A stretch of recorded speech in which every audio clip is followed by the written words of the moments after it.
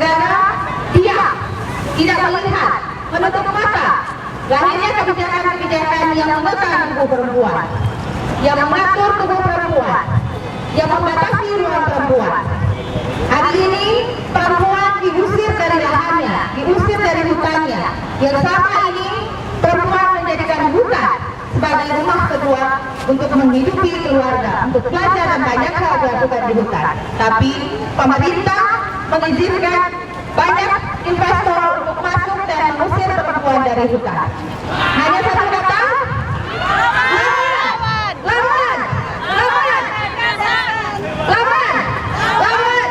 lawan penindasan.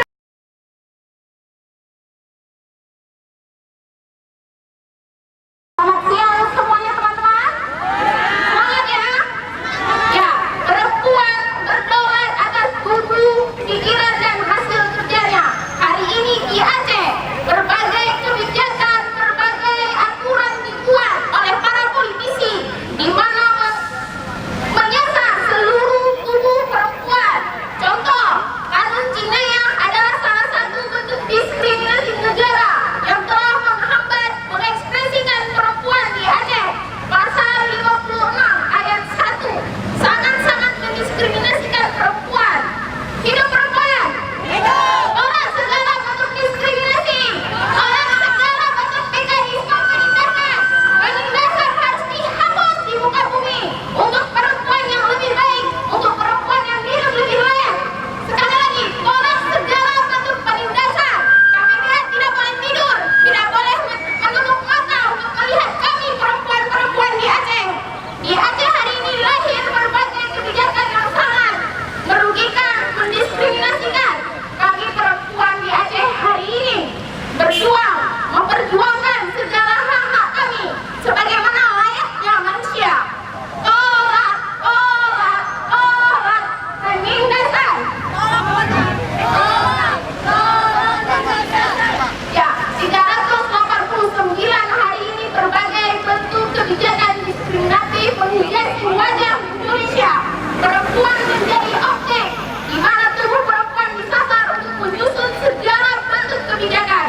Tolak berbagai bentuk penindasan terhadap perempuan. Tolak reklamasi partai. Perempuan hidup dengan segala kekurangannya hari ini, hidup dengan segala persoalannya. Tolak berbagai bentuk diskriminasi, kriminalisasi, dan penindasan yang dilakukan oleh negara kepada perempuan. Nggak minta diterima kok. Hidup perempuan! Hidup perempuan! Ya, Bapak Polisi dan Ibu Polisi Republik Indonesia yang saya hormati, bersama teman-teman jaringan NGO dari berbagai Nusantara yang hari ini kita bersama-sama menyuarakan terkait dengan situasi perempuan di wilayah kita masing-masing. Hari ini saya dari Sulawesi Tenggara ingin menyuarakan terkait dengan situasi perempuan di Sulawesi Tenggara. Hari ini berbagai penindasan yang dilakukan oleh negara, di mana mulai dari kebijakan diskriminatif, hadirnya perda etika berbusana Kota Kendari, di mana perempuan dikontrol hak atas tubuhnya, sehingga perempuan tidak bebas leluasa untuk mengekspresikan dirinya. Selain itu, yang paling parah terkait dengan rencana pemerintah Sulawesi Tenggara mengenai Praperda Tata Niaga Perkebunan Kelapa Sawit, di mana di situ mempromosikan terkait dengan situasi bahwa Provinsi Sulawesi Tenggara memiliki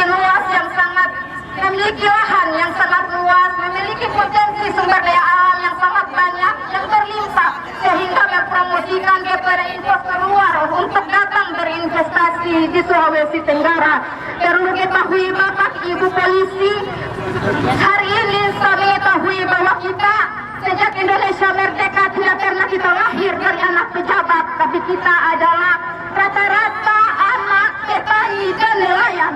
Nah, hari ini jika negara memberikan, mengesahkan berbagai kebijakan yang memberikan perluasan kepada investor untuk datang berinvestasi ke Indonesia, sehingga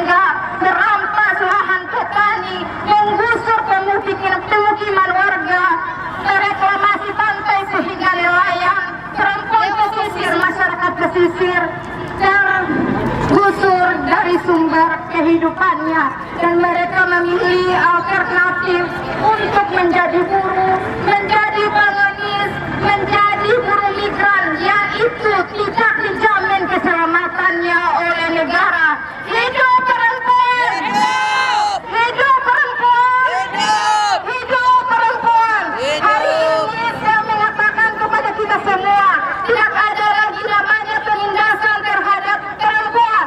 Tidak ada lagi Eva Bande yang didiskriminasi. Tidak ada lagi Haji Mimi yang didiskriminasi oleh negara hanya gara-gara memperjuangkan lahannya yang direbut oleh investor dan negara.